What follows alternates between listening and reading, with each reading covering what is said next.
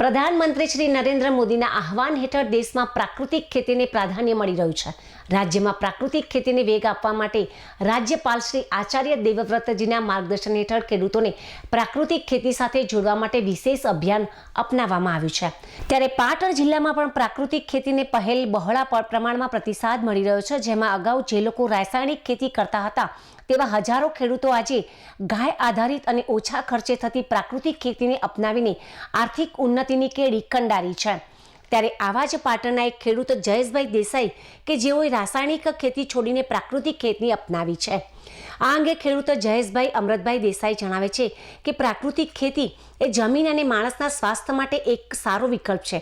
હું 5 વીઘા જમીનમાં પ્રાકૃતિક ખેતી કરું છું, જેમાં 2.5 વીઘા જમીનમાં ઘઉં અને બાજરીનું તેમજ 2.5 વીઘા જમીનમાં શાકભાજીનું વાવેતર કરું છું।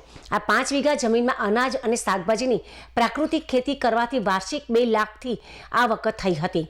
વધુમાં જયેશભાઈ દેસાઈએ જણાવ્યું હતું કે પ્રાકૃતિક ખેતીમાં ઘઉંની કિંમત મણનો ભાવ 1000 થી 1200 મળે છે, જ્યારે રાસાયણિક ખાતરથી ઉત્પાદન કરેલ ઘઉંની કિંમત 600 થી 650 મળે છે।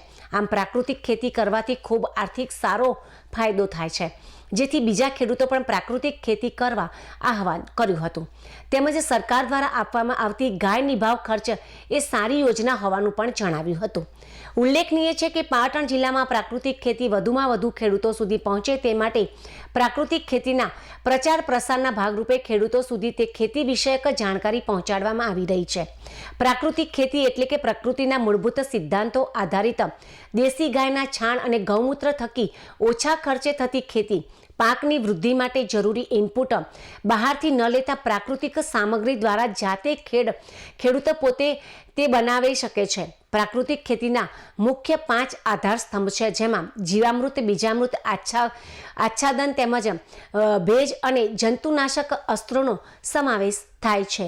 મારું નામ દેસાઈ જયેશભાઈ અમૃતભાઈ છે। હું પાટણનો ખેડૂત છું અને હું મારા ખેતરમાં 5 વીઘા પ્રાકૃતિક ખેતીનું કરું છું અને એ 5 વીઘાની અંદર 2-2.5 વીઘા જેવું હું અનાજનું ઉત્પાદન કરું છું, જેમ કે ઘઉં છે, બાજરી છે, અને બીજું શાકભાજી 2-2.5 વીઘા જેવું હું વાવેતર કરું છું। ગાયની ભાવ ખર્ચ જે સરકાર દ્વારા સારી યોજના ચાલી રહી છે, ગાયની ભાવ ખર્ચ, ગાય, ગામડું અને ખેતી, આ રીતની જે સરકારની યોજના ચાલી રહી છે એ યોજના પણ સરસ છે। પ્રાકૃતિક ખેતી એ માણસ અને જમીન બંનેના સ્વાસ્થ્ય માટે ખૂબ જ જરૂરી છે। આ આધુનિક યુગની અંદર જ્યારે રાસાયણિક ખાતરોનો અને એનો જ્યારે ઉપયોગ બહુ થઈ રહ્યો છે, ત્યારે માણસના સ્વાસ્થ્ય સાથે પણ આ કંઈક ને કંઈક જોડે સંકળાયેલું છે। એટલે મારું પોતાનું તો એવું માનવું છે કે પ્રાકૃતિક ખેતી એ જ બેસ્ટ રસ્તો છે જમીન અને માણસના સ્વાસ્થ્ય સાચવવા માટે। પ્રાકૃતિક ખેતીમાંથી મને અનાજ અને શાકભાજીનું વાવેતર કરવાથી વાર્ષિક 5 વીઘાની અંદર 1.5 થી 2 લાખની ઇન્કમ થાય છે।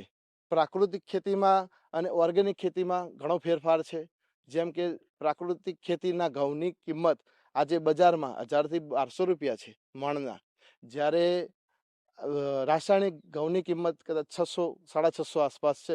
એટલે આમ જોવા જઈએ તો એનું ઉત્પાદન પ્રાકૃતિક ખેતીમાં ઓછું થતું હોવા છતાં પણ એનો ભાવ સારો મળી રહે છે, તેથી પ્રાકૃતિક ખેતી જ શ્રેષ્ઠ ઉપાય છે।